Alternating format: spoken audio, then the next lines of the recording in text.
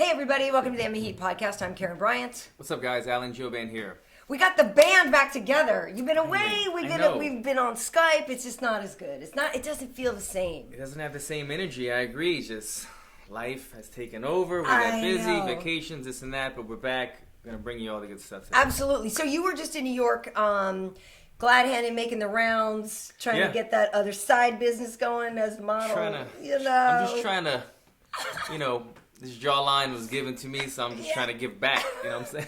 I got one too, though. Maybe I need to talk to your agent because I got a jawline too. Went to New York, had some appointments and meetings, just getting some stuff going in between fights, and then getting back and do a fight camp really soon. I'm still waiting on news for my next fight announcement. Don't have any news yet, but still targeting July. July 7th and 8th is obviously International Fight Week. I'd like to be on there. And then if that doesn't happen, I'd rather fight sooner rather than later. But if that doesn't happen, Anaheim. That's right. At the end of the month. Exactly. I think that's DC versus John Jones. Well, no, that might be 213 if it's happening, but it could be. It's like we're not sure yet. There's also in July, a not 100% confirmed Fox card. Oh, another big Fox card. Yeah. Oh, there's one in New York as well again? Yeah, that's Long Island. Yeah, so it's funny because I thought it was confirmed and it isn't like 100%, but it is kind of. Either one of those. So I'm looking for July myself, but I'd be down to fight on any of those. But that's in July, and then you can give that line again about how you can bring all the. What did you say that time? I'll bring all the models to the show. And wait, don't bring that up. By the way, That was not. I understood what you meant. You were like, we can widen the scope of fans. I was trying to get back to the company, but you got punched in the head. You say some crazy things when the bright lights are on you at the end of a fight. Whatever. It was good. I liked it. Okay, I appreciate that. So sooner than later. So because you didn't like suffer any damage or anything in the last fight. You're healthy. You're just ready to rock. Ready to go, and eager to go. Eager to go. Cool. All right. Well, so obviously we're going to talk about UFC Nashville, and we'll go through the rounds, and maybe if people have questions for us, we can answer some questions afterwards. But obviously in the main event, it was Cub Swanson versus Artem Lobov, and a lot of people when this was announced were like, "Why is Cub taking this? What's the point? He's ranked number 4." I was one of them. Yeah. Artem's a joke. Artem's this. Artem's that. Artem doesn't deserve to be there. Artem's only there because of Conor. Artem has a 500 record. But I got to tell you, even though obviously the fight went Cub's way, and the later it went, the more Cub it was. Like I feel like a lot of people maybe were surprised at how well Artem did in that. Yeah, the one thing I've learned about Artem too is that he's got very good or underrated jiu-jitsu skills or grappling skills because he's known predominantly as a striker. Mm-hmm. But this is the second time you've seen a high-level black belt. When he lost the Ultimate Fighter finale to Ryan Hall, thank you. Ryan was on his back the entire fight, and Ryan Hall could not submit him, which is saying a lot. Yeah. Another one, Cub Swanson, who's very good on the ground, took his back and had him on the ground a couple times, wasn't able to finish it. So Artem is known as a banger. That's where his offense comes from, but he's able to hold his own in the other areas as well. And although he is pretty much, like you said, he's a 500 fighter, he's in there with Conor McGregor on a day-to-day basis, and he's been fighting for a long time, or at least he has a substantial record. He's got like 30-plus fights on his record. So he's able to hang in there with anybody in the world. I mean, it's not like he's getting knocked out in first round. He's just not a guy that might take it to the... He's not a guy that might get past the upper echelon of fighters, but he's able to hang with most fighters. Yeah, and I talked to him, it's still worth listening to the interview that I did before the fight, but he explains his record, how a lot of time he took a fight kind of on short notice or this or that, which maybe wasn't the smart thing to do in terms of your record. But a lot of them went the distance. A lot of them, he said, it's not like you said, like it's not like he's getting knocked out and getting blasted in all these fights. But, the truth of it is he came in second place on the Ultimate Fighter. A lot of finalists get signed. Granted, yes, maybe he was the one they brought back because he was Conor's friend in that time when there was an opening. But guess what? It happens all the time because if you watch this season of the Ultimate Fighter 2, people bring their friends back. I mean, it happens. But Artem won the first round. And I also thought was like, well, a lot of people are probably going to be surprised. And if anything, in the same way that you might criticize Artem for being in there, some people might, have criticized Cub. Well, then why didn't you finish this 500 fighter? Yeah. And I think that, it was kind of a mental test for Cub. Mm-hmm. That first round, you could see it coming in, man. Cub was just so confident. He had his matching gear on, the red and the black. So he had good. The matching, he had like the matching. I know, he had the headphones with the hat down. I was like, man, Cub looks cool as shit red and right black now. is, yeah. He came he's out working. looking super dope, but sometimes when you're very aware of how you look in the walkout, it means that your head's in another place. Yeah. He's thinking, I just came off of the fight of the year. I'm kind of a star now. Cub's been around forever, but now's his moment. His credit went up. Like, he's a star. Fight of the year. He's main eventing. And he's supposed to run through this guy. He came out looking like Michael Jackson when he walked through. He came out looking like who's bad. Yeah. And he started off slow because he kind of thought that he just was gonna his technique would just take over and he wouldn't have to think. And Artem proved to be a tough fight. Yes. Like you said, he might have even won that. I think he round. did win and on the judges' scorecards, a lot of them, I think all of them gave it to him? I think they all did, if not two of them did. It took him a minute to kind of kick in and what he needed to do to get the job done. It did, and granted, a lot of stuff landed on Artem, but Artem landed a lot of shots of his own. He's got this sneaky little uppercut in there that worked, and both of them, I think, obviously they both have good chins here.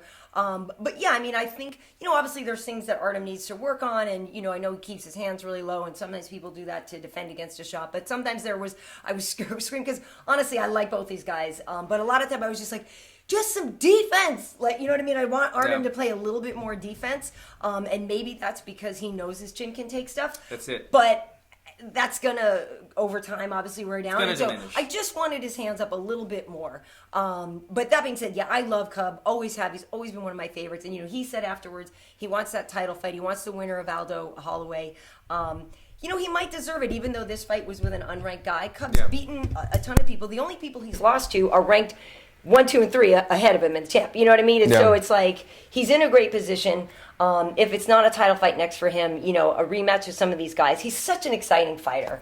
I just love him. He brings it, man. He brings it every time. I think like we said already, Cubs stock is as high as it's ever been at this moment. This is the time to capitalize on it and try to really push for that title shot right now. Yeah. But it's interesting too. Here that he was a minus 600 favorite. Like, if you don't go in there and crack some ass, like, you need it's a good thing you got that win. Yeah. Do you look at your odds before a fight? I don't like to look at them at all. I don't even want to know if I'm the favorite or not because it does kind of messes with you a little bit. I mean, you're able to take it and you try to block it out, but I don't even want to have to block it out. I don't want to know. Huh, it's interesting. Yeah, I wonder sometimes if that's. I feel like knowing you're an underdog might buoy you, but knowing you're a favorite could screw you up. Exactly. You're kind of right, to be honest, but. Although some underdog people might be like, I'm supposed to lose, I'm going to lose. Right, that's it. I mean, obviously all fighters are pretty mentally strong, but it's those small little things. Like you said, if you're an overwhelming favorite, then you're put in Cubs' position where, you know what, I'm going to be confident, I'm supposed to win, I'm going to win, and then it takes you maybe a minute to realize, okay, I might have to do some extra stuff to get this win, and then vice versa. So, some guys like to look at it, I'm not one of them. Yeah, all right, well then I will remember not to tell you. Don't ever tell me, Karyn. I won't tell you. No, you know. So, Iaquinta was the favorite in the co-main event there. He was a minus 400 to a plus 300 for Diego Sanchez. Some people, I think, were surprised by that because Al's been away for 2 years. It was literally 2 years and a week or so, like almost to the day. But he was on a winning streak before he went away. The last fight he had was the classic with Jorge Masvidal. Yeah. You booing me? Yeah, and he almost... Oh, my asshole. He went right into it again in this post-fight interview as soon as he heard... And it wasn't even like a lot of booing. It was like one person booed, and he went right into like the raging Iaquinta again. He was pissed off at the crowd. I love him. That's why he's awesome. Though. Yeah. Like, that's why Raging Al is awesome. I like that he tells it. His mouth gets him in trouble sometimes, and this time he probably said a little too much. It probably even cost him $50,000, to be honest. But I like that he's genuine and he says what's on his mind. Yeah, so going into this one, he told me, I talked to him at length before this fight, and he said, I'm not going to get drunk, because everyone was like, oh, this is going to be fight of the night. You and Diego are going to get in there and slug it out. And he said, no. He's like, actually, no. I'm smarter Why than that. open the door for Diego? Right. Yeah. Why would I do that? So he said he would be much more technical, which he was, and it didn't take him long to finish that fight at all, which I thought was really great. I know he's had some injuries. He says he feels better.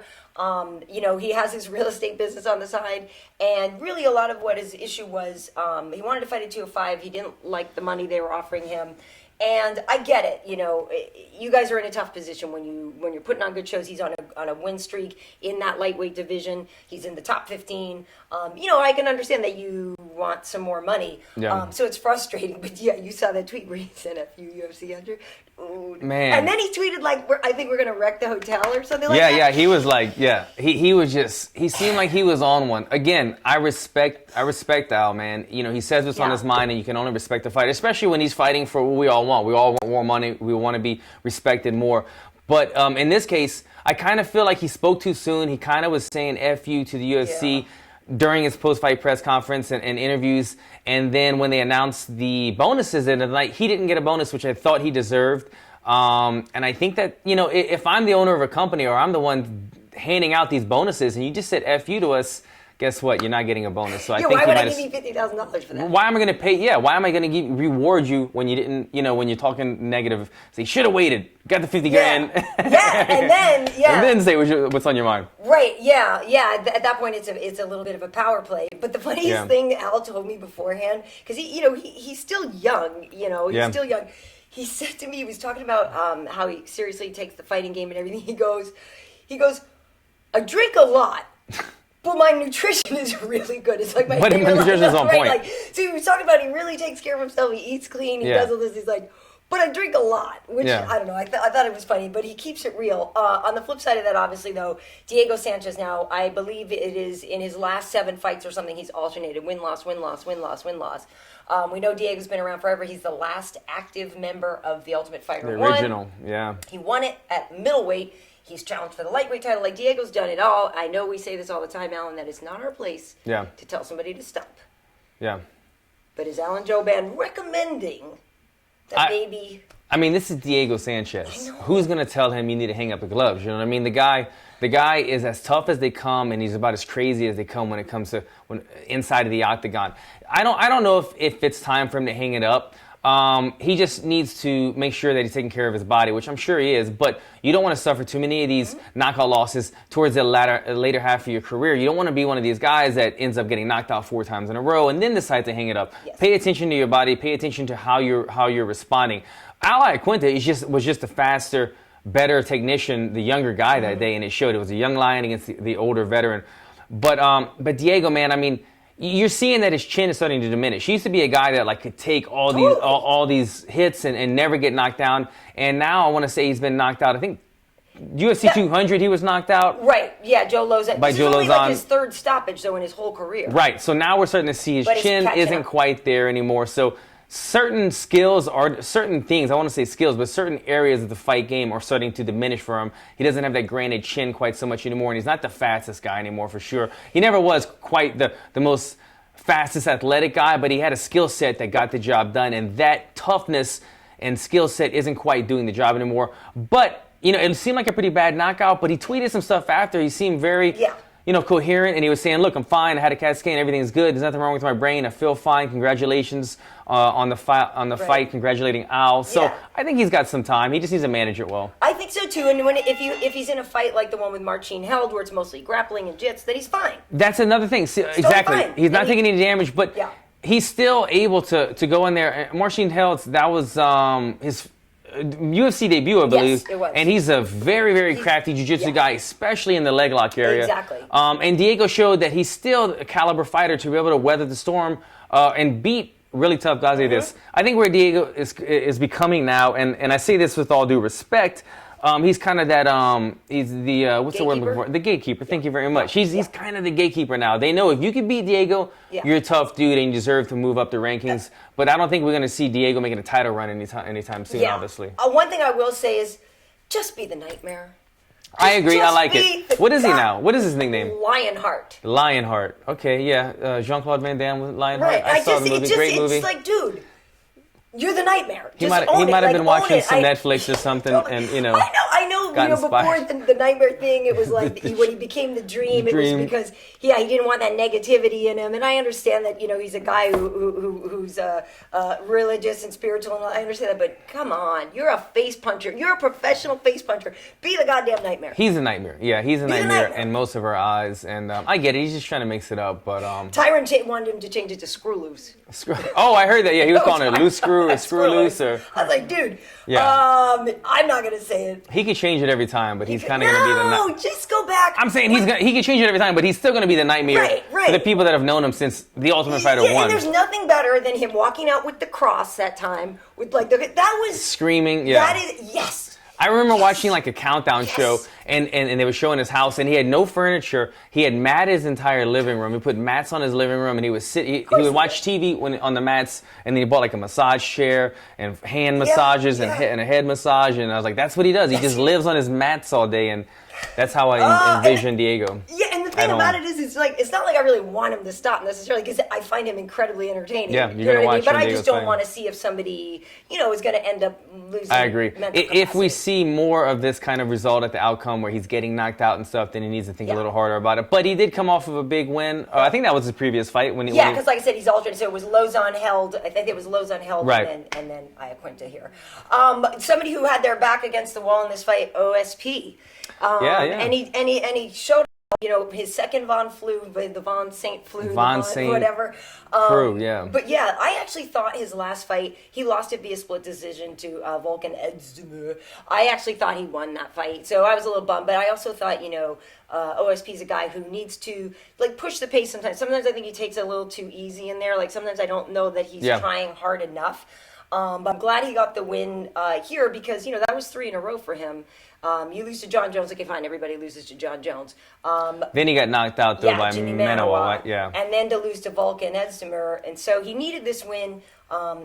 Curious what your take is, because a lot of people think he needs to change gyms, because he's at the same gym he's had ever since he first started, and basically the storyline is maybe they don't have a high enough fight IQ to take him to the next level. Right. And I remember we spoke about that his last fight, and that's been kind of the talk on him right now. Yeah. I was curious to see that when he came to the ring, he was still with his coach, and I assume he didn't move gyms. Nope. Matter of fact, I think at the time when all that talk was going on about him having to move gyms, he had just opened the gym where he partnered up with his coach. They were opening his own gym, I believe, and a new facility on his dime, I believe. Yeah. So I don't think he was going anywhere for a while now that he was opening his own gym. Yeah. It paid off in this fight. Obviously, we've seen him with the Von Flue choke before. Yes, that's his second one. I knew as soon as he had him pressed against the cage and his opponent held onto that guillotine, I was thinking, man, the Von Flue is there, and I know you've done it before. So show us how that actually works, because I don't know if everybody knows how that actually gets. So when somebody does grab a guillotine on you, if they're not able to get it and you're inside control, you want to lock their hand here. As soon as you lock the hand,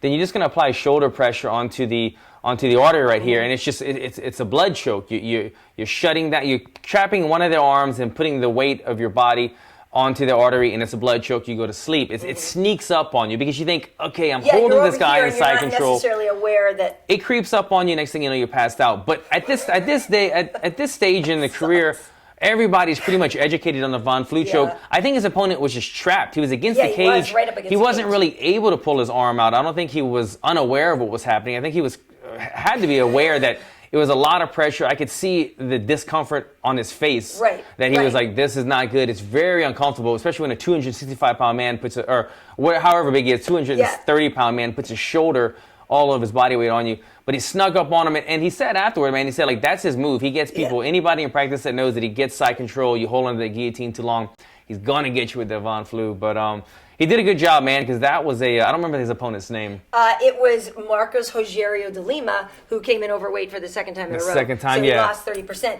No, 30%, yeah. Oh, that sucks. I actually, when you're saying about how it sneaks up in his face, I tweeted this out. My reference was that de Lima started to look like, in Total Recall, when near the beginning, when Schwarzenegger goes to Mars and he falls down and his face mask cracks and the eyes start bugging out. That's exactly what de Lima You could see it. It did. It was like, oh my God, it's going to pop out. And like you said, because he was up against the cage too and he had nowhere to go. He looked very uncomfortable and he looked trapped and he looked like I'm in a shit position. And that's the problem with it. When you hold on to the guillotine too long, they're going to trap your arm. I thought he should have got his arm out of there sooner, but OSP did a great job of trapping it. He needed to get out of that whole 3-fight losing streak. Yeah. He lost to some good people, but nonetheless, he was a guy that was working his way up the ranks, and then he went on a bit of a stint. He got a title fight. I mean, obviously it was not, whatever it was. He wasn't really ready for the John Jones title fight at the time. And he broke his arm in that fight, so he couldn't really do everything he needed to do. But yeah, I like OSP, and I feel bad for like busting on his team and his coaches because loyalty is it's such an honorable thing. But I just feel like, dude, you gotta take it to the next level. I don't know if you're gonna get better. I feel like that he has such a close relationship with his coach. You could see it when OSP was walking to the cage in his fight. His coach and him had like a good 10 to 15 second talk where his coach was just grabbing him by the head and was in his face and was telling him, look, we got to do this. This is the time. And you could see he knows how to motivate OSP. And that's why, like you said, that's why he's so loyal, because they know each other so closely and they know each other. Coaches know you so well because not only they know your fighting skills, but they know you mentally. When you're staying in a hotel room with somebody for a week during fight week, the emotional highs and lows of it, they know how to motivate you. They know what to do. So he has that comfort zone with his coach that knows him so well that he doesn't want to leave, and he's loyal. What I would recommend is if he needed, he can go and he doesn't have to leave his team completely. You don't have to 100% go. Yeah, exactly. Right. Go and do a side camp for a month at an AKA or something like that. Get some training in, and then come back to your coach during fight time, or have two coaches. Where you bring in. Could his coach come with him, or like would somebody at their gym maybe not feel cool about that? I mean, he would have to figure it out. But like you said, he doesn't have to completely leave his coach. But if he feels like he's getting to a place where he's not evolving anymore, bring someone in. We've seen people like. At Duke Rufus, we've seen Anthony Showtime Pettis, who's super loyal to Duke Rufus, but he went outside, got some training, and he still has Duke Rufus in his corner. Of course. Yeah, I mean, and because Pettis went down to Jackson Wink. Yes. Tyron Woodley is an example of that. He's an ATT guy, but he goes to Duke Rufus and stuff too. So I think there's something said. And there also may be some value in his coach recognizing, like, he just went and saw somebody else. Like, maybe I need to step up my thing too. Yeah. Do you know what I mean? I don't know. He's such a likable guy, OSP. I agree. Really good guy. Yeah. We'll go through some of these other fights here. What did you think of the Dodson Wineland fight? Oh man, Dodson. He's just like he's Dodson, man. He's a special tough character. He's a special character. He's a tough guy to deal with. He needs a smaller cage to come down to control him. He needs like the little Stonehenge size. From Spinal Tap. Yeah, he moves around. He's so fast. He's tough to deal with, man. He's a tough guy to deal with. Yeah, Wineland. I guess between the first and second round, he came back to his corner and he's like, he's fast. If somebody says that, right? If you come back and that's your first complaint, is like he's fast. The thing about John is, he said afterwards, he said all these things like, all these people have said no to me. They don't want to fight me. Yeah. He said, Aljamain turned me down. We all know Brian Caraway's turned me down. He said, Jimmy Rivera turned me down. All this stuff. So I don't know if that's true. Aljamain tweeted out, he's like, no, I didn't turn you down. He said, so he was saying he didn't. But, John is a dangerous guy, obviously. I think what they were saying at work, they wanted Wineland to maybe move some more angles because he was just kind of backing up straight. And then John would get these blasts, and he is so fast, and he was getting in there and tagging him and, wanted to work some angles. And I get it that, John could make a run maybe for the bantamweight title. He's just kind of hard to promote. Like, he's kind of hard.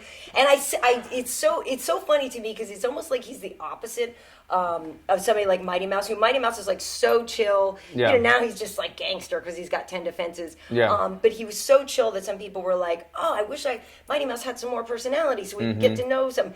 John Dodson's like the other side of that, where it's like, dude, maybe less personality. Like, maybe let the fighting do the talking more, because I feel like a lot of people are put off by him. He's just over. It's a lot. Yeah. It's just a lot. I get it. I know exactly what you're talking about. It's hard to, I can't really describe it, but yeah, it's because I've said it before. When you think about like the baddest man on the planet, you kind of picture like a rap album where the guy is like sitting on his Bentley and he's got some champagne, or he's just a scary looking guy. Yeah. Something along those lines. Not everybody is like that anymore. I'm obviously not like that. Right. But when you're so happy-go-lucky, like just want to like piggyback ride everybody kind of guy, it's hard to like really people to get on board with him. And I'm sure he's got a big fan base. But like you said, as far as promoting him, trying to give him that push for the title, he's just such a crazy, happy-go-lucky guy. He's a great fighter, but he's not the mean, scary guy, that's for sure. No, and I he does have a lot of hardship in his past, and so it's nice to see somebody overcome hard times and hard things, and find that joy in life and all that. And I get it. It really is like anybody. You can be great at what you do and just some people just aren't gonna vibe with you, and I get that. But he's killing it. It's nice of him to go back up this weight. He's doing well there. I'm curious what your take was on Stevie Ray and Joe Lauzon, because the scorecards were funky. A lot of people thought Joe Lauzon should have gotten a 10-8 round in the first, but he didn't. But then Stevie Ray got 10-8 in the third. I had actually thought that Stevie Ray could win this fight because I thought he was going to get his striking off, and I thought maybe Joe, same thing with some of these guys. You've been in there a long time, maybe he wouldn't be able to take it, or that Joe would submit him, which he almost did in the first round and stuff. But Stevie hung in there and turned it around. Yeah, man, he shocked me. Let me tell you what happened. This is the one fight that I did not get to watch the entirety. I was waiting to barbecue. Oh, why is that? Yeah, why didn't you? I was waiting to barbecue, man. I was ready to light the pit. My stomach was growling. Stevie Ray is a guy who just signed with my management, so I should have been very intrigued. He's Scottish. But I was hungry. Damn it, I was hungry, Karyn. Okay, I get it. I get very hangry. You don't have to explain that to me. So I watched the first round, and Stevie got dominated. Joe Lauzon was able to take him down, control him on the with the mount, and drop some pretty bad elbows as well. Right. From there, I said, I'm going to light the pit. I'm getting the food going. I'll come back and check on it. I come back 10 minutes later. Still going. And Stevie's the fight had just ended. Stevie's getting his hand raised. I know, because and I'm like, what the hell did I miss? Joe wouldn't get out of there. And so the end, we're, it's funny because at work, I say we're screaming in the avocado room. Like, a lot of time we really don't necessarily have a dog in the fight. You know what I mean? Yeah. We're just screaming for action. So I'm screaming for Artem to keep his hands up just as much as I'm screaming for Cub to just finish. You know what I mean? It's just fun to watch the fight. Yeah. So at that point, though, we're all screaming like Joe, just like, get out of there! Because Lauzon's just taking it, which was really dangerous. I don't like to see that. He's such a good dude. But even Joe tweeted out later on, he said, yeah, I really thought I had he went for it in the first, right, yeah. So he really kind of exhausted himself a little too much. I like that, exhausted himself. Yeah. I saw during the UFC tonight, you were watching your wording by that he didn't exhaust himself too fast. Yes, so you did very good with that. I forget who was on the air that time that said they actually used the Yeah, we went over that a couple podcasts. There's a bunch of different ways of somebody said it of saying exhausting your load too fast, but that's a good one. Exhaustion. I'm gonna just don't even use the word load. Put that in my arsenal. It's load is the problem. He exhausted his energy too fast in the first round. Drain the gas tank too early, and it cost him later in the fight. But that's his position. He's an outstanding grappler. He was in a very dominant position, and he was landing his elbows. Yes, I see why he was trying to get the finish. Stevie Ray just proved to be a very tough individual and had great heart coming back, and that was a big win. The scoring system, you said, it was a funny scoring system. Some people gave the first round to Joe Lauzon 10-8. Some people gave the last round or second round 10-8 to Stevie Ray. The thing about this is, man, the scoring system, this is one of the states that did not adopt it yet. So there was supposed to be the original scoring system, which you would never normally see at 10-8. People are still using it. Yep. It's so up in the air right now. They're telling fighters before fights, look, we're adopting the old or the new, so you're aware of what the judges are looking for. You're really thinking that in the middle of the fight? Exactly. And I think mentally, all the judges and everyone has already adopted the new scoring system. So they're scoring dominant rounds in favor of 10-8, regardless if it's the new or the old. I think the only thing that really comes into play between the two new scoring systems is if there's one hand down or two hands down. Because that's the only thing that could be that the ref can really determine right away, or the finger, But they've always kind of warned about the fingers. But it's a distinct rule now: one hand or two hand. But other than that, the scoring, you just have to go in there thinking, if I'm in a bad position, it doesn't matter if it's the old scoring system or the new scoring system. They could be giving my opponent a 10-8 round if I'm in a bad position long enough. So you need to be aware of that as a fighter. Yeah, even Big John was talking about that on Twitter afterwards, how frustrated he is. For your guys' sake, that you guys don't, there isn't a unified thing. It doesn't make sense that some states adopt different rules. It really doesn't. It's not cool. Come on, Tennessee. Get with, but it's like half of them. I know, it's like half the states right now. And why should you fight in one state and next time you fight in another state, fight at different rules? It's one sport. It shouldn't be like that. I don't know why it's taking so long for everybody to adopt the same thing. Yeah, I agree with you. In round 5 here, let's talk about some of the other ones. Jake Ellenberger and your old boy, Mike Perry. Jake was fighting so well in that first round. I agree. He was taking him down. He was leveling. He was not staying in front of him. I was really happy for Jake. I know a lot of people are calling for his retirement or whatever, but I thought Jake was fought really, really smart in that first round and totally won that first. I was like, cool, he's doing great. And then Mike Perry landed that elbow. That thing was sick. Yeah. And then I said, thank God that wasn't Allen. I did. I'm sitting there, I was like, whoo, like that would like I would have freaked out. He landed a beautiful elbow. I'll give him credit. That was a great elbow. Really good. It wouldn't have landed on me because that's my move. I throw that elbow. I land that elbow off the break all the time. I would have seen that coming. I saw it happening. You could see him setting it up. Like I could see him setting it up, and I could just see that Jake didn't have it in him. Jake threw an elbow at the same time, but it was almost like, okay, we're going to punch at the same time, and I'm just going to go through the motion, where Mike Perry was thinking, we're punching at the same time, and I'm going to knock you out. You could see the difference, the way that Mike was kind of sitting down on his elbow, trying to be the first to land it, and Jake was exhausted. And I don't want to say he gave up, but he was hurt from the hook, the initial hook. Then he kind of shot a sloppy takedown, and at that point, he was kind of like, he was on wobbly legs, and he could feel the break coming. And as soon as they were separating for space, he knew something was coming, and Jake kind of threw a lazy elbow and got caught first, obviously. And man, did he go to sleep? He was hurt bad. Before he hit the ground. It was what Mike Perry needed coming off of the loss from our fight. Mike got schooled. Don't just say you're being very polite. You schooled him. I'm trying to just analyze it.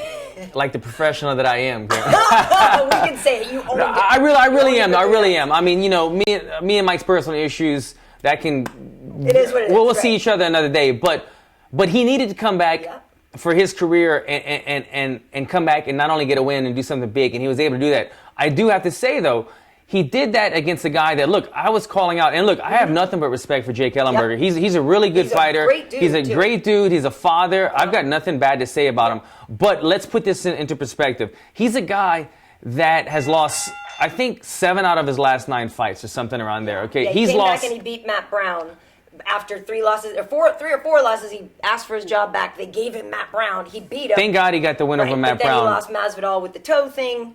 He has been on a rapid decline for the last... This is not the same juggernaut that we had in the UFC 5 years ago. As I said, I think it's like 7 of his last 9, something around there.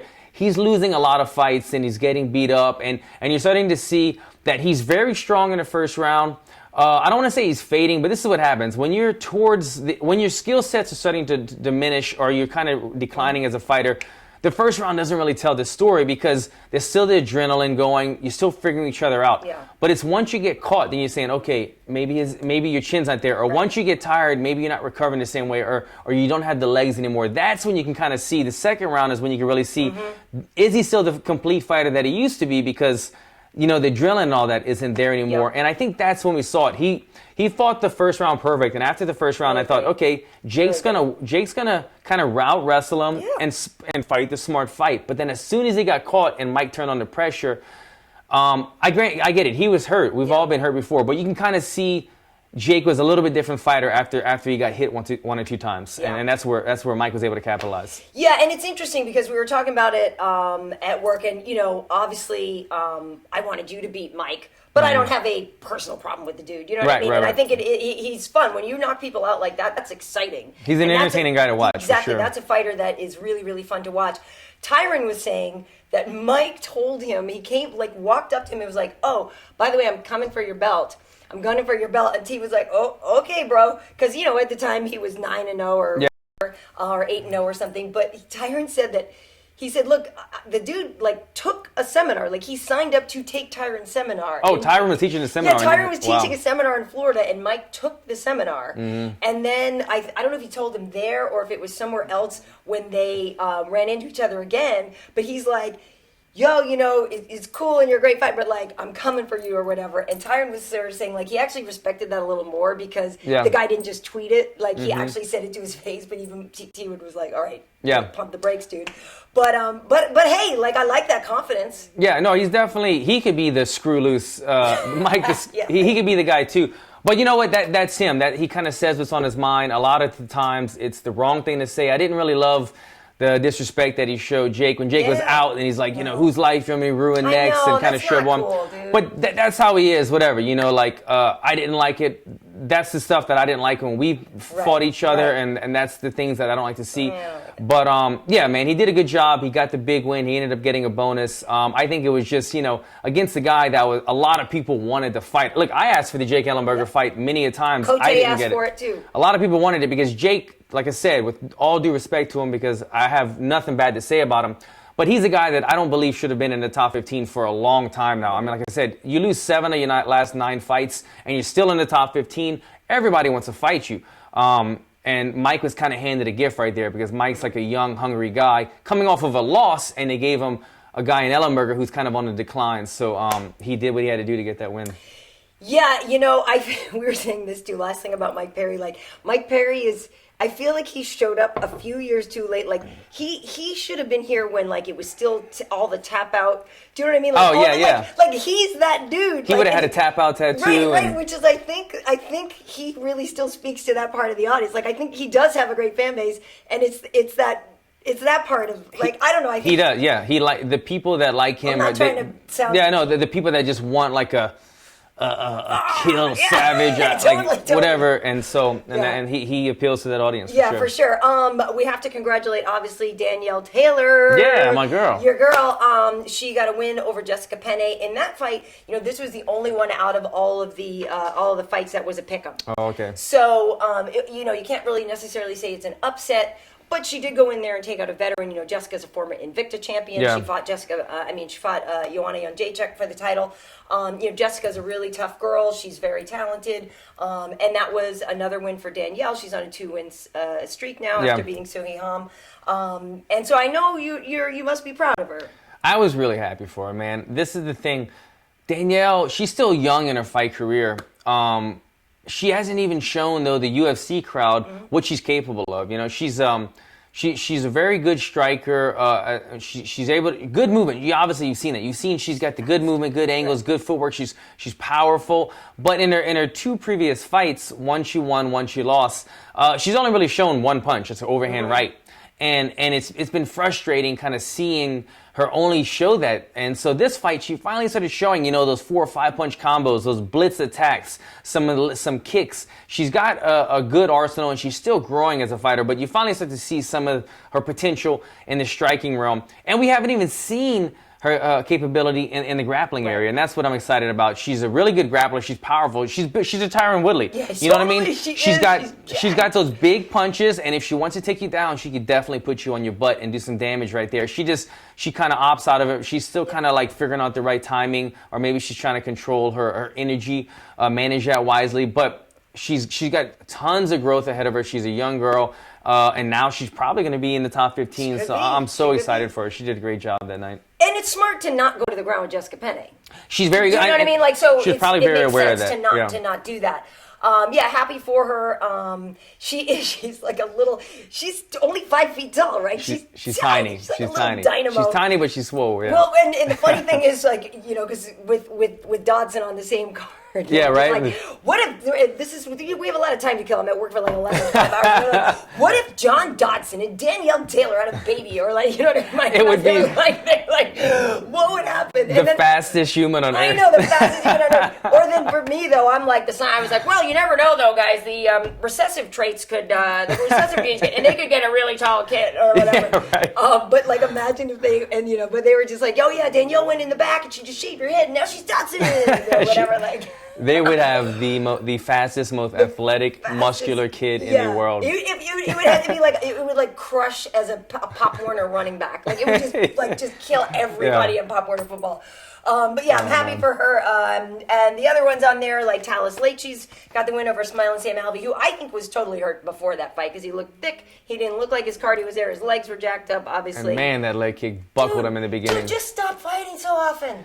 That's it. I think me and Sam Alvey came into the UFC around the same time, and he's probably fought twice as much as I have. Yeah. And I'm pretty active, so he fights all the time. I think that was his 6th fight. His wife wraps his hands. He brings his entire family, 3 kids to every fight. The guy's crazy, man. Yeah, the other one I want to highlight or just big ups to is McLovin, Brandon Moreno. Yeah. This kid, he was on The Ultimate Fighter, and he was the last pick, and he's just a young kid. And now he's undefeated in the octagon. He's so likable, and I know his nickname officially is the Assassin Baby. It's McLovin. He looks exactly like McLovin. It's freaking McLovin. Just own it's McLovin. The UFC needs to fly out McLovin and sit front row, oh my watch God, one of his fights. Somebody sent me something on Twitter, and they put Brandon Moreno's picture, when McLovin gets that Hawaii license. Yeah. And so Yeah. somebody sent me that. It was very, very funny. Kid is so likable. He said, hey, I promise you I'm going to be a champ one day. I kind of believe him. He's so young, and he's already really talented, and he you can tell he has a fight IQ there because he didn't do well, and then he was able to turn it around. Yeah. He's really making great that adjustments, and I mean, and to submit Dustin Ortiz like he did. I mean, Dustin Ortiz is a monster, strong guy, grappler. Yep. Really tough to out-grapple and, to go in there and rear naked choke him, right? Yeah. He rear naked choked him. Good. Yeah, props to him, man. Good stuff. McLovin. That did... Super impressive. Oh, McLovin, chicka what? You watch it I recently? did. I love Superbad. It's funny. fantastic. Who doesn't like Superbad? Somebody actually tweeted that, and they were like, I don't get the reference. I don't get the Oh, joke. my God. How do you Watch not it. watch Superbad? It's Just classic. watch it. I have to ask you, are you watching The Ultimate Fighter Redemption? It's your weight class. Yeah. Let's see here. We've only had one episode so far. I was in New York the first. Okay, so I just got caught up on the first episode. Okay. Which was Seth. Yep. Pazinski. Did you see yourself? Oh yeah, that's true. Yeah, it was. Okay. What was that from? Why did they show It was you lighting up Seth Pazinski. Oh, that's what they showed a highlight. Yes, Oh, that's what it was. They were talking it- about Seth came into the UFC. He was beat doing well, but then he started to Neil not do Magny, well. and then exactly. They showed. Yeah, I thought that was pretty cool. Seth got the loss on, but man, this is an intriguing episode. I always use the word intriguing, but it is to me. It's my division. It's a bunch of guys that are. I mean, they've got guys that have haven't even fought in years, and they've got guys that just got cut from the UFC a couple months ago. So it's interesting to see that dynamic of how they match up. And let's not forget, there's always different weight classes, but there's a lot of true welterweights like Seth Pazinski, who's a 6'3", 170-pounder. And then they've got guys that are 55ers, 85ers, just doing the show because they want to get back in the UFC. So it's very interesting to me to see how it plays out. And let's not forget about the coaches. I mean, with the neck grab in the first episode, and then how awkward must it be with Team Alpha Male there, and then Coach Dwayne Ludwig having to coach. I mean, there's a lot of craziness going on, man. A lot of awkward. I agree that this season, I have I think I have like the first 5 or 6 already because we're doing Tough Talk, so I get them in advance. And so I'll be looking at episode 2 tonight. What's up? Oh, you're yeah. I'll be looking at episode 2 tonight and everything. It's interesting to me because, like you said, a lot of these guys obviously have been here and they're coming back. But my deal is this. It's called redemption. You get to come back. You don't make weight? Yeah. Are you kidding me? Yeah. Are you kidding me, Hector Urbino? Like, what? That was the guy that didn't make weight on the... Dude, you show up for a 170 season at $195 or something like that? I mean, and I thought that was very smart and very strategic to pick him to fight first, to make him have to drop that weight. But come on. The show is literally called Tough. We're giving you a second chance. Please don't blow it this time, dummy.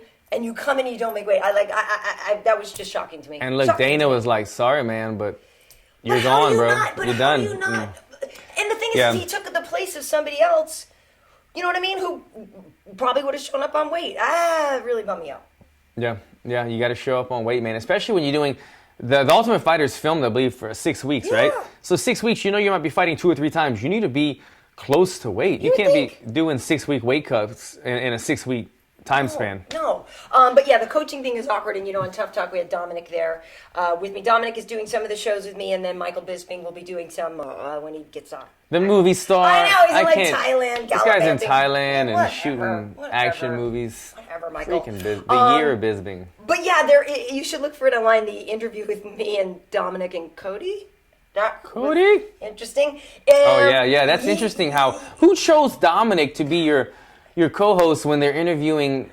I know we had to talk to TJ too. Dwayne and TJ and... I know. It was... God.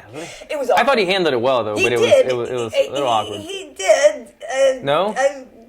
On air, off air? This is what I will say for the record. Mm-hmm. I have great respect. I have great respect for Dominic Cruz. I have great respect for Cody Garbrandt. And TJ Dillashaw. Stop covering your ass, Karyn. What do you got to tell us? Some things get said. Yeah. Some people get bothered by some things. Some people get under other people's skin. Some people can handle it well. Some people can't. There was a moment where I just was like, I'm just going to. I think I know what you're saying. I'm just going to sit here and mind my own business for a little while. Okay.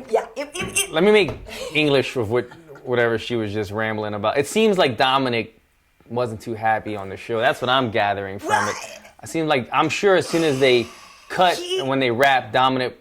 The interview the interview that you see on Tough Talk is edited. Two men being respectful of each other. So there's a lot that we didn't see. Is that what you're saying? Moving right along. Remember from the old Muppet Show or whatever? It must be awkward. Dude, I would not want to interview the person who... That's what I'm saying. I give Dominic a lot of credit. He took my crown, and now I got to interview like that. He handled it way better than I would. Whose choice was it to put Dominic on the show? Well, it was going to be Mike, but he was traveling. So they reached out and said, Dominic, we need you. Would you like to do it? Dominic has done it before. He's done it before with me. And if anything, he actually does have a great perspective on those two coaches. Right, absolutely. Do you know what I mean? The other thing that's very interesting is sit around with Dwayne and like hearing the story. You know, everybody's got a side of the story to what happened at Alpha Male. It's all very, very interesting. That's all I'll say about that. But it is like everybody has a side of the story. Ken Flo needs to get back from Abu Dhabi. Yeah. And get in there because poor Dominic. It's good stuff. Having to work and control his emotions. But I mean, I tell you, they're all, they're those guys are all, that's a feisty threesome of like winning fights, losing fights, taking you know what I mean? There's a lot there. Yeah. I don't know if I would handle it well. It's that little guy beef, man. They got the piss off at the little guy beef. All right, so do we have anybody have any questions? We're here. We have someone referring back. I don't know if this is true or not. Alan, did you ever call out Tyron? The people say they remember back in the day you actually used to call him. When he was in.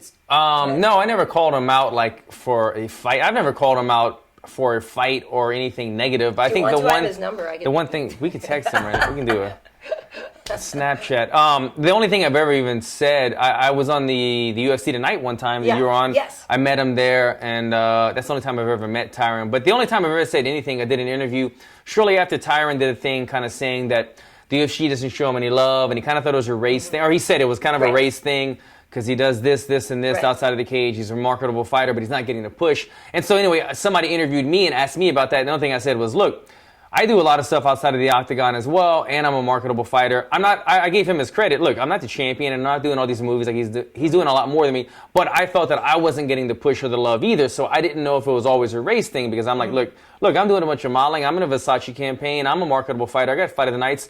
The UFC never, ever tweeted about Versace. They never showed me any love. I sent all these magazines that I did to Dana White. When they came out, we sent them directly to Dana White. We were like, hey, look what I'm doing. You want to promote this? They never retweeted it or nothing. So I'm just getting at, that's the only thing I have with Tyron, or not thing that I have with him, but the only time that I've met him was in studio, and the only time I've brought his name up was for that. But no, Tyron's a good dude. And to be honest, since he's been champion, I've actually become a bit more of a fan of his. Just the way that he's handled himself in some awkward positions that he's been put in. You know, like you said, there's been times in the UFC maybe didn't treat him the best, and I thought speaking out about it, he's speaking his mind. And then the one time that really got my respect about Tyron, and I'll finish it here, is the time that, who did he fight that didn't make weight? Gastelum. Kelvin Gastelum. Fought yeah. Kelvin Gastelum, and they offered him 20% or 30% of his purse, and he said, no, I'll decline it. I'm not going to take the man's money. I don't want to kick him while he's down. And look, you like or don't like the guy, you got to respect that move. I thought that was a classy move on Tyron's part. The move that a champion would do. So, because I would have taken that money. I would have taken Kelvin's money. Me too. Anyway, that's my history with Tyron. And I've known him a long time. I work with him a lot. I love T-Wood. We get along great. He's a great guy. It's funny. There's actually I forget the name of the guy. There's a guy that makes cartoons, and it's not Tommy Told, somebody. He makes these cartoons, and in almost every cartoon, Tyron Woodley pops up with his phone going, "That's racist." And it's really like he's that's literally funny. that's become his catchphrase. Yeah. So he just takes ownership of it and can get because the funny thing is like sometimes it's true and sometimes it isn't. It's a real thing that happens in this world. I could complain about it sometimes too. I just have chosen not to necessarily. Doesn't mean it doesn't happen. Right. But literally like we were gonna take a picture because it was me, Eve, and Tyron, and we were gonna. I said, T-Wood, you got to post that picture and just go, that's racist. That's funny. I like that, man. But it is funny. T-Wood's a good dude. I mean, he's a really good guy. He's got his head on his shoulders, and like him or don't like him, I like to see that. And if you're going to be the champion, a guy that's smart and positive and trying to do big things. Yeah, I have a lot of fun with him. Anything else? People are wondering, how do you like the new ring girl, Brookliyn? She's hot. Who's she? The chocolate girl. They finally, speaking of racist, they finally got a black girl for you guys. She's like the light-skinned black girl? Yeah. Yeah. She's tall too, right? I think so. Here's my thing. First show in Kansas City, curly hair. Second show, straight hair. Who? Now, her? What's her name? Brookliyn. I know what that's like. Oh. When some people, you just would look really better with straight hair. So you're trying to say I would look whiter and more comfortable to you if I had my hair straight. That's sometimes an issue. But I think she's pretty. I think she's got a great body either way. I don't care if she's wearing her hair straight or curly. I'm just glad they finally got another chocolate girl because it's been years since Chandela, like ridiculous long time. Like, how do you not have a black ring girl? How they, come on. She's milk chocolate though, Karyn. She's not like dark chocolate. What's wrong with milk chocolate? I don't really. I remember seeing her and she's cute. She's cute. For sure. Listen, she's got a great body. It's funny. I'm not mad at her body. I am mad at her body. What am I saying? I'm pissed at her body. Man, you got it. Those poor girls. I'm jealous. They don't get to She's hot. enjoy themselves. Yeah, I forget what her Instagram is. I was looking at it the other day. It's XO Brookliyn. XO and it's BRO. So it's XO BROOKLIYN. That's her Instagram. XO Brookliyn. Yeah. Oh, Okay. So she's talented. Yeah, super pretty. Great body. Yeah. Wait, there was one where I was like, God damn it, I don't want that body. What does she have? Like 4,000 followers? Is that right? I know she's gonna get some more followers. Yeah. So she's got to get some more. But I was looking at. Give her a follow, guys. She only got 4,000 followers. Let's get on it. Yeah. I was looking at a couple of these and I was like, oh, maybe I should just cut and paste my head. It'll be my my mission statement or whatever. Oh man, you know what I mean? Wade's been taking all these like green screen classes and stuff. Yeah, that's it. We could do if all of a sudden my body starts to look a little bit different, it's Brookliyn's. Shh. Actually, I was thinking about it. I was like, I gotta get an interview with her, just like as a welcome, because I also. So it's Angela Hill and Danielle Taylor, because now that Angela's back, because for a while Danielle was the only black girl in the UFC. Yeah. Then they brought Angela back, and now there's Brookliyn. Slowly but surely. Black women of the UFC. Slowly but surely. They're coming. There's going to be more bronze. Milk chocolate. My girl Heidi. Heidi's well, she's not a fighter. She's just on behind. Oh, Heidi. There's black women that work for it. Yeah. Heidi's awesome. Heidi runs shit, yeah. Yeah, she does. Heidi's awesome. Heidi's the woman that you guys see if you watch the early morning weigh-ins, and Heidi's the one be like, all right, baby girl, come on, let's go, get up on the stage and this and that. She's awesome. Yeah, okay, Wade's treating you guys to some Brookliyn. Giving another Wait, we're done with. People would like to see. We've moved. No, he'll be there all day. We're on Heidi now, Wade. What are you doing? I discovered some new pictures. We moved on to Heidi. What are you? She's not. The crazy thing is, I saw there was some forum. And I hadn't seen that before. Great. That's funny. And we know how Wade feels about chocolate girls. So, but no, there was some forum. I saw something, and like some people were trying to say that she wasn't good. Like I was like, wait, like on what planet troll 17-year-old nerd is that girl not attractive? I don't get it. How is she not attractive? You're gonna, yeah. She's gonna learn. I'm sure she's read her comments and she got a little sad, and she's gonna learn that you're never gonna please everybody. Keep doing your thing. That's right. You go, Brookliyn. Someone's wondering, Alan, what do you think? They think it'd be an amazing matchup, you versus Carlos Condit. Man, honestly, yes, let's see. I'm trying to think what it was. Oh, I know what it was. I could see the marquee poster. You guys would be like, you'd have a pose off first, because Carlos has done some modeling. Did he? Yeah. In Albuquerque? He's done some modeling. Wow! You that was a dig. Out for being a local model. Nah, Carlos is dope. But okay, so this is what I was gonna say. Yeah, he does runway at the Pennies. Part of the reason that I was pissed off, Mike Perry fight, Sacramento. That was my objective. My objective was to beat Mike Perry and then call out Carlos Condit. That's the fight that I wanted. I felt like, strike when the iron's hot. I'm gonna beat Mike Perry. I'm on Big Fox. I want the big name right there. And I didn't even get any microphone time. I was pissed off at that. I think I forgot all about that in the post-fight interviews in the back. I don't think I even brought it up. But yeah, that was the guy that was on my radar. After the Mike Perry fight, I wanted to call out Carlos Condit. That would be an exciting fight, and I'm still down to do it for sure. Why don't you welcome back Nick Diaz? Nick Diaz, he's another big name. Yeah, absolutely. Well, because I've been pumping Tyron for info, and supposedly, I'm not even sure if he has something signed, but because there was that talk of Conor and Tyron fighting, right? And so maybe it'll happen, maybe it won't. Maybe Conor will be fighting Floyd, maybe he won't. Maybe Robbie, and it's funny because Tyron's being very cagey. So we thought Robbie Lawler and Cowboy were fighting, but it's never actually been made official. Some people would say, okay, well, Robbie was the champion for this long, maybe he should come back and get a rematch, right? Maybe he should, maybe he shouldn't. Or, but because Carlos maybe could also try for a rematch with Tyron Woodley. Who knows? Like, who's there? Or Nick Diaz could come back and say, there's a lot of options at the top there. But, I mean, it would be so cool if you could fight Nick. That'd be great. But I love Nick Diaz. I agree. Don't fight people that I like. Yeah, I know. It would be a dope fight. I would take that fight in a heartbeat, man. That would be a fight to remember, man. We would battle, man. But I'm just thinking of myself from Nick Diaz's shoes. Both of the Diaz brothers, I feel like they're kind of sitting back on the sideline waiting for the big money fight to happen, And they're only trying to fight like the Anderson Silva's, the Conor McGregor's. After they got the taste of that money, that's all they want now. So, chances of it happening, not likely. But see how quickly Wade pulled up modeling pictures of Carlos Condit? Did you have one up there? Wait. Wait. What's up, Wade? I'm sorry. Oh, did I say that he was a model and that Carlos Condit is good looking? I don't like to clear and yet my hard drive. there's no pictures of Carlos Condit popping up anywhere. Yeah, what happened there, We Wade? get too many male, they're on the scale. That's funny. I'm just pointing something out. That's all right. I'm not mad at the other one that you pulled up, though. I didn't see that one either, and I'm glad you made me aware. I'm glad you were made aware of that. I mean, I'm just saying. Yeah. Follow. And follow. She already has 3 new followers in the Yes, comments. she does. There we go. They're appreciative. Yes. We're here to help you. Got another question for Alan. Alan, GSP was in Captain America. What Marvel movie would you want to be, and what superhero? Man, I feel like this is a talk show type question because I'm not prepared for it. I don't know. You're not a superhero guy? Well, no, I would love to be in one of those type of movies. I don't even know the difference in Marvel and Just what superhero? Just what superhero? Yeah, but a superhero. What's his name? You kind of look like Superman. Hello. If could be anything, Superman. You seem like the gimme for a or Superman. even who?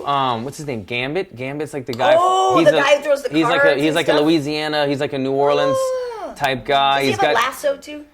I don't know if he has a lasso. He throws the cards. I think he's kind of a drunk. I don't know. I'm not like a comic book guy, but I know he's from Louisiana. He's got kind of that southern drawl. I think I could slide into that one pretty easily. That'd be cool. Because I remember playing a video game, and I remember playing Gambit. Yeah, and he wears like that yellow jacket or something. I feel like, he throws the cards. Yeah, he's got he has like a trench coat type thing. Or something. Not a lasso. He has like a whiplash too or something. Or maybe I'm thinking of Nightcrawlers. I don't even know. I'm not that. By the way, I would be Storm, clearly. Or, Storm would be, that's kind of a gimme. It's like the only brown-skinned girl. You could be whoever you want, Karyn. Okay, can I? Don't set limits. Okay, yeah. Okay, fine. But I think Storm is cool anyway. She's got, I can't find Carlos Condit modeling Oh, pics. bull crap. I'll find it in like 2 clicks. For Versace, Alan's popping up. Equinox, Alan's popping up. But these small campaigns, I can't find. Oh my God, these small campaigns. I'm trying, but I just can't find them. Wow. It is what it is. That's really, wow. Oh, wow. yeah, Lauren Taylor. God, that's Alan again. There's only so much room on the internet, right? It's crazy. Yeah, I don't know, because I pull up some pictures of him. And let me see. Well, let me see where. Well, let me see if is this. Oh. This is probably a modeling shot. Yeah. Okay. Look at that. See, there you go, people. That's Carlos Condit modeling, looking manly. I've never seen any of them. Yeah, come on. Oh, you know what? See, look. Oh, he's on a. Come on, he's in a suit. That wasn't hard to find. These are probably some. I bet you he did like a GQ editorial type thing or something. I think you're a better model than Carlos Condit. But Hey. Carlos. I mean, I don't think there's a lot of women that are mad at him. Is all I'm saying. Just to clear everyone's mind. I'm Oh gonna God! Just sort of, a palate cleanser. I don't want that to be the last thing they say, so we'll leave this on there. A little again. Brookliyn What do you palate call cleanser. that? What do you call that? Stonewash? And I love going out with my jean jacket with nothing else on. Don't you always go You out got with the your same jean jacket though, right? Yeah. Let me go. In fact, actually, that would be very funny. I should go grab a jean jacket and come back and reenact Brookliyn. And Karyn, Go a ahead, fan is girl. saying Karyn for She-Hulk. She-Hulk. That doesn't sound like a good thing. She-Hulk's badass. Who's She-Hulk? It's like the Hulk, but the But female it's the version girl of the Hulk. version. That First impression, you go. I'm thinking about 200 pounds of muscle what I'm and saying. green But skin. no, She-Hulk I don't think is big and giant. She-Hulk's just strong. How could she not be? She's got to have a little muscle on her. I'm imagining. Of course, but she's not. You know who's hot is Gal Gadot, the girl who's going to play Wonder Woman. She's I don't know. very hot. I do want to see Guardians of the Galaxy, You but do? I don't even know what. No, okay. Yeah. She-Hulk. Hey, calm down. Is she? Chill out. She-Hulk? All right, I'll take back my initial You know what I'm hesitation. saying? I mean, she looks Who's pretty the red one? banging. There's like a red one. She's like, is that her She's alternate? just wearing a red dress. Oh, well, looks like she's. I don't even know. Okay, I'll look into She-Hulk. She-Hulk looks a little more like somebody Kat Zingano could play. I don't know if I'm got the She's muscular. merchandise for the. I'm saying Kat's already got long hair and she's a little more stacked. Yeah. I'm a little. We'd have to use the wonders of tape and push it. Never mind. Anyway, She's hot. She's hot. She's hot. Oh, She's a little muscular, but she's hot. She-Hulk. I'm just saying, most girls would be like, oh, great, She-Hulk. You wanted. Awesome. I knew I had the pictures of the sexy pictures there. She-Hulk's good looking. All right. Okay. Any more questions before we wrap this up? We're starting to just descend Yeah, into we're just. ridiculousness. Yeah. All right. I'm getting a lot of salutes and yay Wades, so thank you. Yeah. Wait. What? Wade always gets I think we found the direction this podcast needs to go. yeah. Back to us, guys. Wade always gets, because at the end of when he shoots weigh-ins and stuff too, he always likes to give the guys a nice little parting shot of the ring girls as they leave. And there's I always see. comments on there like, LOL at the camera guy, or like, Tech da guy. da da da da, We giving got him a shout out. anything Halle Berry could do, Karyn could do. Thank you. Hey, that was nice. you. That's good. Thank you.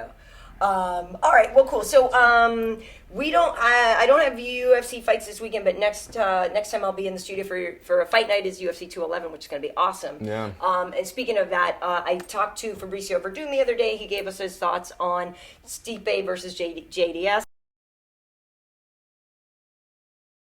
Coming up with, wait, I'll show you here. With Rafael Cordero too. We went to the New Kings. He's got Stipe winning.